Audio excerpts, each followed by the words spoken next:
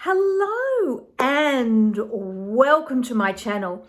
If you're new here, my name is Elizabeth, and on this channel we work on building our spiritual confidence so we can listen to our intuition and read tarot cards with ease. And today I want to talk to you about why you shouldn't tell clients what to do no matter how much they ask you. So this is something that I really struggled with right back when I first studied to be a counsellor and then went on to do my psychology. And as a person that reads tarot now, one of the things I've found that happens is it 100% increases the expectation from your client that they want you to tell them what to do. And if you think about it, it's really easy to get drawn into that. And I'm going to talk to you about why that's probably not a good idea. Some of you will be thinking, well, what's the point? Like, you go to someone that's a psychic that reads the tarot because you want to get told what to do. I mean, and some of you will say to me, look, I've been to those counselors that sit there and don't tell you anything. Some of them sit there and say nothing and go, and say nothing. And I feel like I've come out of the counseling session and I've got nothing out of it. What I would say to you is a skilled counselor helps you to find the answer yourself. So they don't tell you what to do, but they help you come to that conclusion of what you need to do on your own. And that is the most powerful conclusion you can have. So why am I thinking that it's important to talk about this? Well, the reason I think it's important to talk about it is because if somebody comes to you to have their cards read, they're often pretty desperate. Sometimes people come just out of curiosity. Sometimes they have a real thing about the fact that you've said that you're psychic or not, depending on how you put yourself out there. And I've got some other videos that I'll put down in the description box about how you decide how you're going to read. And so they might sit in front of you and do the whole tell me what you can see kind of thing and really put the gauntlet down. You have to tell me, you know. But a lot of clients that you will see will be pretty desperate. And they'll be desperate in terms of they might be in an abusive relationship and not sure if they should leave. They might have a partner that's playing toxic games with them. They might have, now I don't do legal readings, or they might be pregnant and absolutely desperate to know they're going to fall pregnant. And I don't do those sorts of pregnancy or medical readings. And in fact, my specialty is relationships. Those of you who've been following me know that's what I specialize in. But if a person's desperate and they're coming to you to tell them what to do, that's something that probably needs to be unpacked in the room. Because yes, you're putting yourself out there as a psychic of whatever type you want to talk about, whether you're a medium or whether you're intuitive or you're clairvoyant or whatever it is. But what makes you the authority? What makes you so special that you know for sure and certain what that person should do? You're not walking in their shoes. You're walking your path and they're walking theirs. So there's that. And what that tells you is that person is lacking inner core. They're lacking self-confidence. It could be that they are confused, yes, but more often than not, it's not just confusion. It's lack of confidence. Often they know inside what they do and don't want. They might even know what boundaries, what beliefs, what values, what goals, what dreams they hold for themselves. But they don't have the confidence inside to call that boundary or speak for themselves or stand up for themselves or take action for themselves. So if you tell them what to do, you're buying into that because you don't know. You could be yet another person in their life with yet another opinion who's told them what they should do, and you don't know how many people before you have had an opinion. There are such things as people who go psychic shopping, looking for people to tell them what to do. And one will say, yes, leave him. Next one will say no. And then they're totally confused because they're not finding the answer inside them.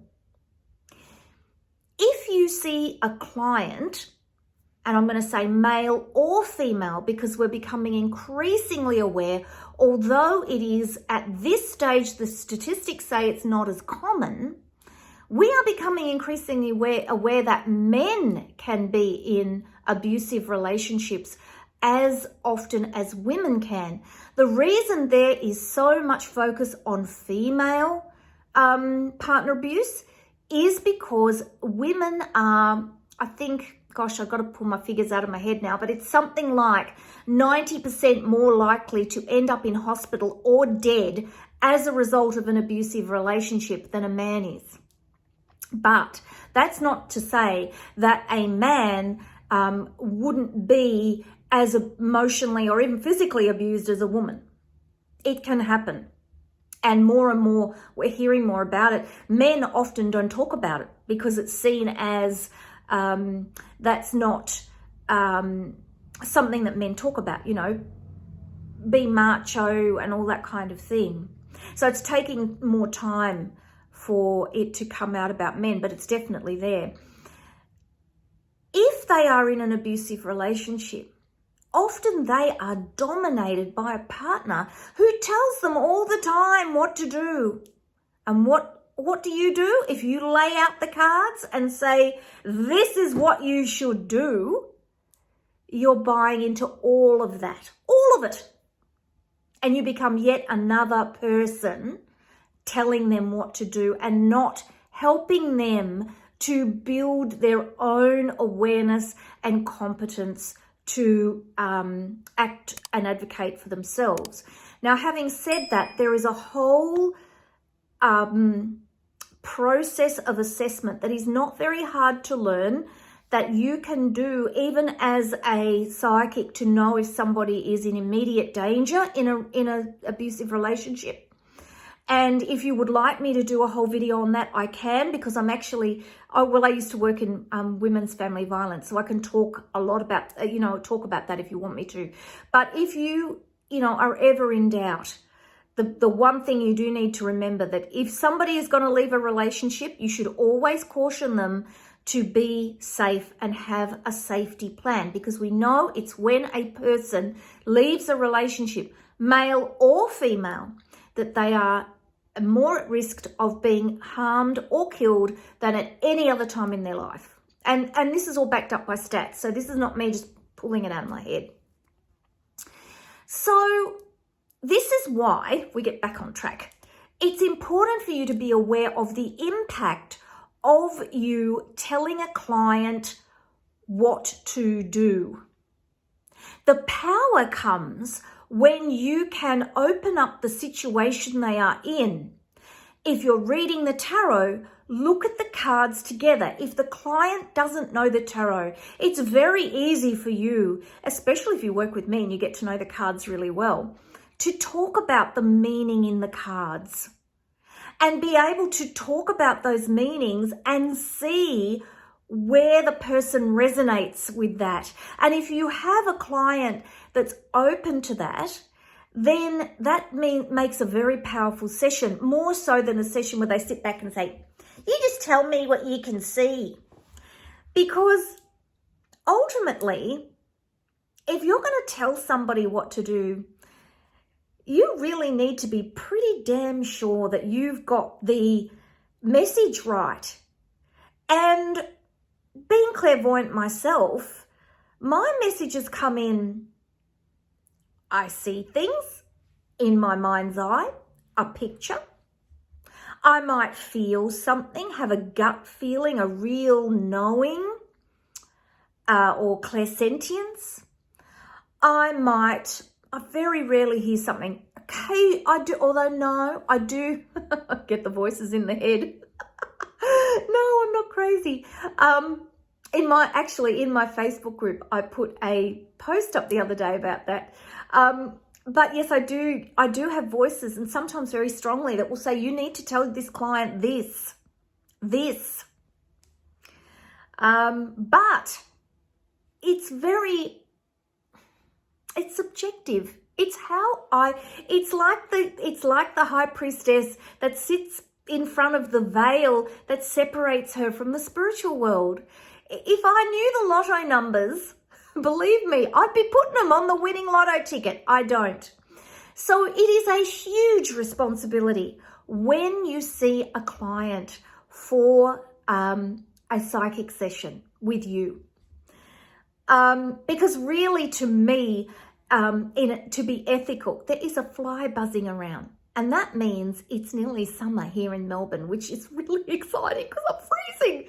But this fly just buzzed past. It's put me off my... So if you see a fly come past, it's not my fault. It's a great big blowfly. Oh gosh, it's making noise. Anyway, back to what I was talking about. So you need to be really aware of the power you hold. And that it's really important to treat your gift with the respect that it deserves. And be really aware when you work with clients that you are feeling into it. You are waiting for indications, but that this is a process where you're going to work together. And in fact, when I was seeing clients a couple of years ago, when I first started doing this work, my most powerful sessions were those where I used my counseling skills and my psychic skills together. Because what I would do is, rather than telling a client what to do, I would suggest. So I would say things like, rather than you should or it will, I would say things like, what would happen if X, Y, and Z? And that leaves it open for the client to say, oh, I couldn't do that. Or, oh, yes, I could. And of course, remember that if you start telling your client what to do, you open up this, I can't do that. And it can shut the session down, where you want them to really be exploring every option. You want them to think about, what are the outcomes if I do take action, and what are the outcomes if I don't. That is a full session that really has your client walking away with value from you. It's very difficult if you have a client who doesn't say much, or who does the whole, I'm just waiting to see what you've got to say kind of client.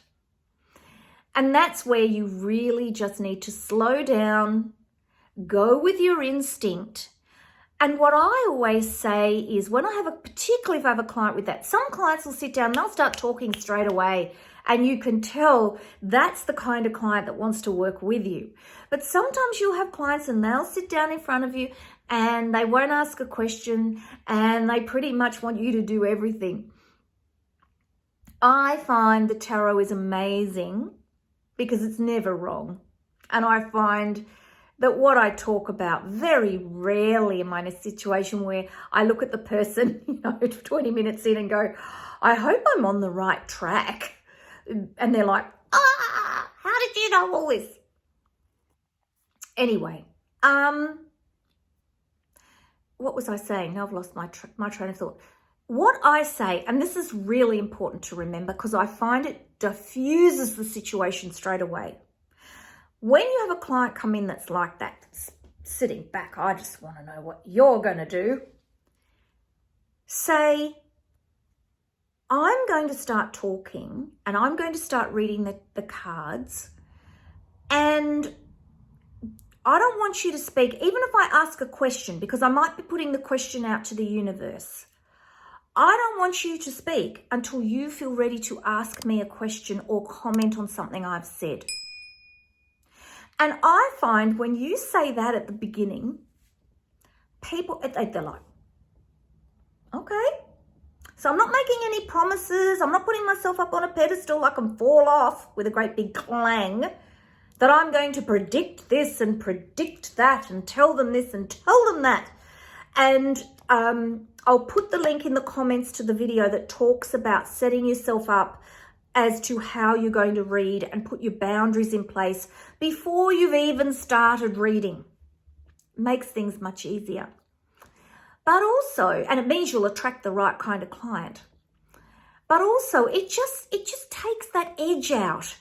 Because what you're saying is, I do get it, that the roles are kind of reversed. When you go to a counsellor, the counsellor sits back. I've done it. I always think of that scene in Willy Wonka with what's his name? The guy that plays Willy Wonka. I can't think of his name now. Oh God, I'm getting old. Johnny Depp, and he sits back with the little Oompa Loompa, and he's talking away, and then he looks at the Oompa Loompa and says, "You're very good." And the Oompa Loompa just sits there and nods like this. I mean, I've had that before. I've actually had that where I've sat in a session, sat down, and the client started talking. This was when I was a psychologist. And then at the end, they've talked their way around the whole thing, worked it all out, looked at me and gone, "Oh, thanks so much. You've helped me so much." And I've sat there going, didn't do anything for an hour.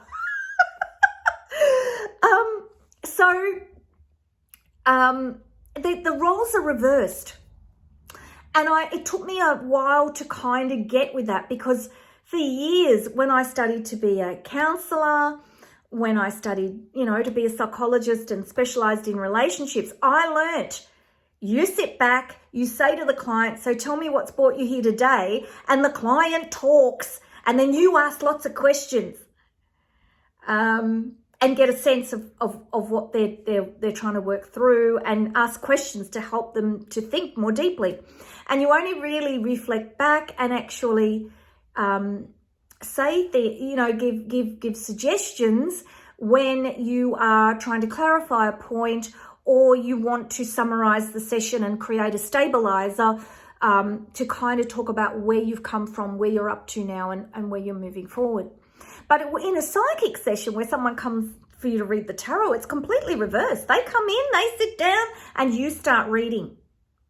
So you need to be prepared for how you're going to do that and what the actual session is going to look like. And I'm going to do another video on that, which I will link after I've done it. I'll link it into the comments of this video. If not, if I forget to do it, just go clicking around in my channel and you will find that video, because I'll label it really clearly, that talks about how to manage the client in the session. But just be really mindful. Divination is what we do. What I teach, using the cards. They're a marvelous tool. And in fact, when I was actually working as a mainstream therapist, I would have loved to have had the tarot, because just putting the cards in front of you, straight away, it's something to talk about. Straight away, people are like, "Oh, wow." And the cards are so powerful. They are so powerful. And there are people out there I've listened to that have all these logical explanations as to why the tarot works. And then there's that explanation that nobody can explain as to why the tarot works. So I'm going to leave you there. Lots to think about. I'm sure some of you will disagree with me, but I feel quite strongly that if you're going to be doing prediction, you need to do it very carefully, because this is people's lives. And if you're about giving people self-empowerment and inner strength and grounding, then the way you do your sessions with them needs to be very different to how perhaps other people do their sessions that create confusion and maybe even ignite feelings of powerlessness that the client may well have felt or be feeling in their lives.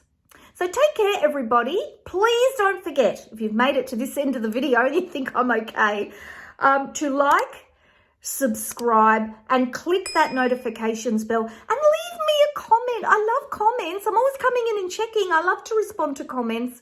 And I will see you again in the next video. Bye-bye.